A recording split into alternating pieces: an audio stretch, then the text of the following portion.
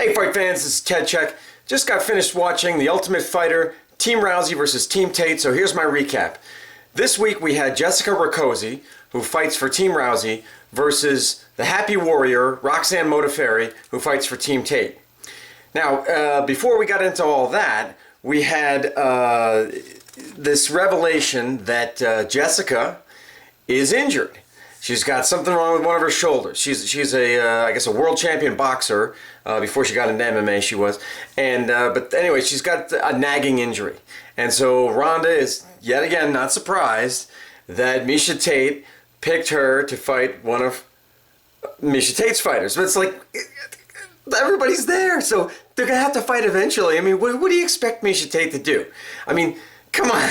You just can't keep going to that same excuse. I'm sorry, I'm getting tired of it, okay? Anyway, then we get this dust up. I mean, as if last week wasn't enough with they're at the bar and Ronda sidles up close to Brian Caraway, who is Miesha Tate's boyfriend, and that whole mess that happened there, that big shouting match. Then we get this guy Edmond again. He's Ronda's, I guess, head trainer, and he was the one that was yelling at Caraway, "I'm gonna get you, I'll see you, blah blah blah." Well, this time he's got a problem with Dennis Hallman. I mean, does this guy know how to pick him or what? I don't really know what Edmond's background is. I don't know if he's ever fought, but I don't believe he's ever fought in the UFC. I don't know that he's ever fought in the major leagues. And here he is picking a fight with Dennis Superman Hallman. I mean, that is just... You gotta be tapped in the head, man.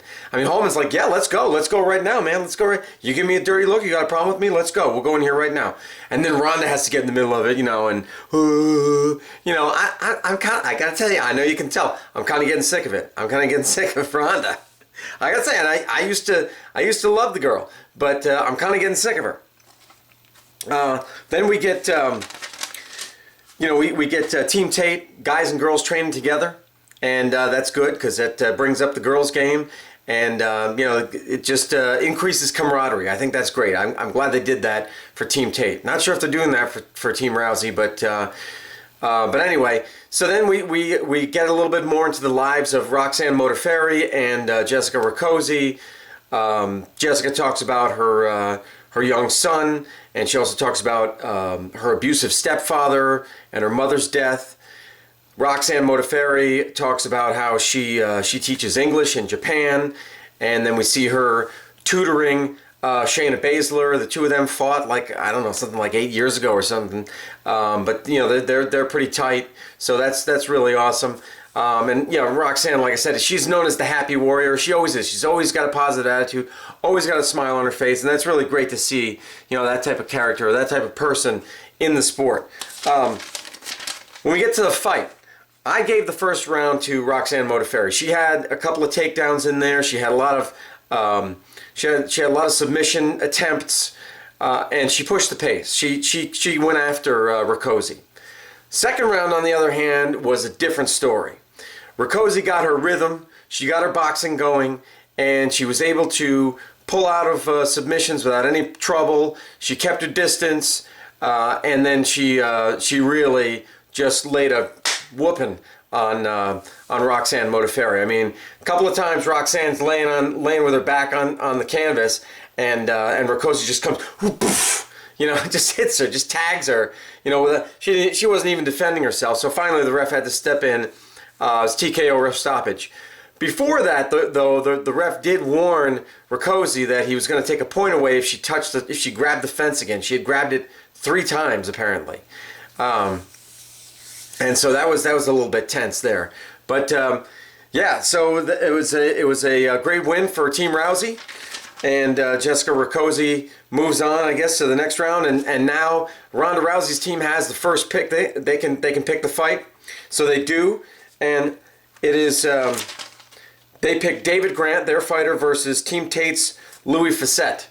So that's what's going to happen next week in the bantamweight division.